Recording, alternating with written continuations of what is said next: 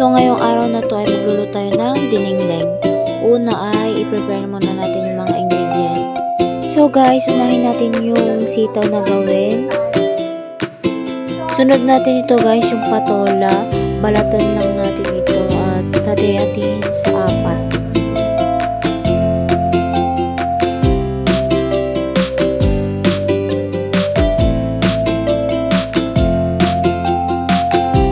So, sunod natin itong kamote, balatan lang natin ito at hati-hatiin din natin ito sa maliliit para mabilis itong maluto.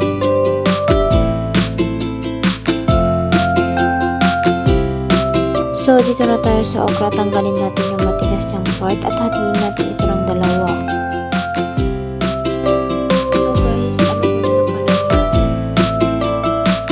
So guys, optional lang itong tinapa. Kung gusto nyo yung pritong isda ay pwede din yung ilagay.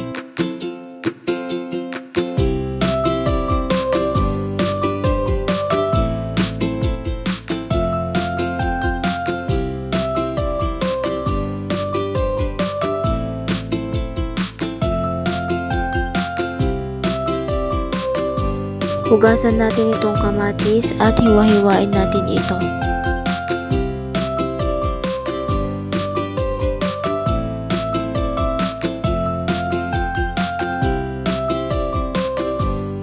So, pagkatapos ay hiwa-hiwain naman natin itong sibuyas.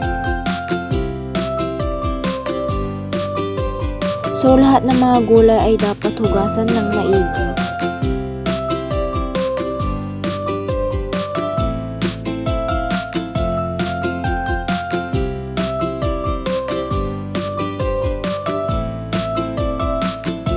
So, ganyan dapat yung tubig na niluluto natin. Sindi na natin ang ating electric stove. Ayan. Takpan na natin ito guys.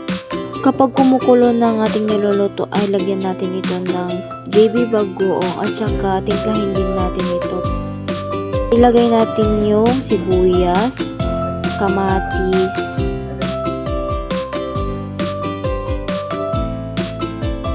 so, una nating ilagay yung sitaw.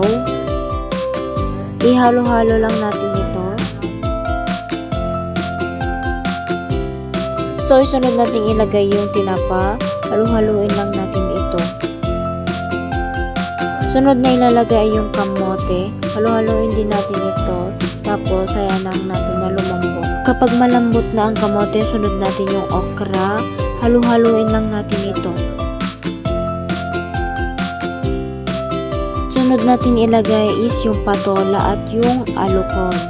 Then, halo-haloin lang natin ito at tikman kung okay na ba yung lasa ng ating niluluto.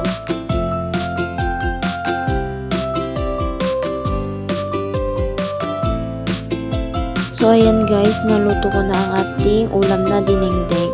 Ilagay natin ito sa mangkok at tayo'y kumain na. Yun lang po, salamat!